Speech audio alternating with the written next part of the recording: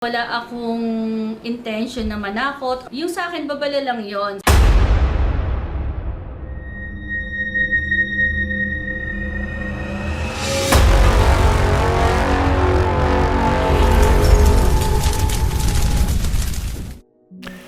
Hello po mga ka-PTV, sa video na ito ay tatalakayin natin ang dalawang masasamang pangitain sa Pilipinas.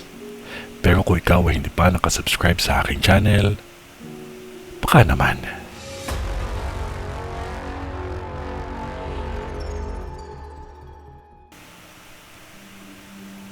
Nag-post ang isang sikat na psychic na si Mamo sa kanyang social media account tungkol sa dalawang pangitain na magaganap sa Pilipinas. Kilala si Mamo sa Pilipinas dahil sa kanyang mga nagkatotoong mga premonisyon.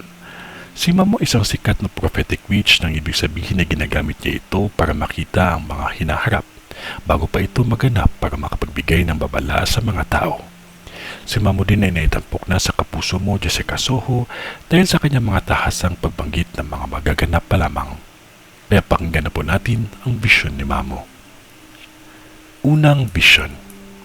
Nagpapanik ang lahat dahil dito sa pagbagsak sa ating mundo sa asteroid.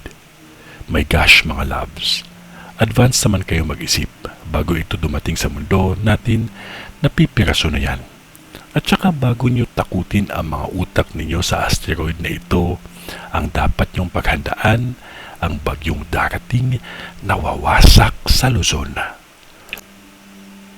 Pangalawang vision. Isang lugar ang pwedeng lubugin ng tubig. Madaming tao ang manghihingi ng tulong. Siguro dapat maging aware tayo palagi. Maging alerto. Di baling sa kapatagan umulan. Huwag lang sa kabundukan. Dahil pag ito ang mangyari, madaming ang posibleng magbuwis ng buhay. Kung ano man yun, wala pa ding makakatalo sa taimtim na panalangin natin sa Diyos Amang makapangyarihan sa lahat, kaya magtiwala lamang pati sa Kanya kasi mahal niya po tayo.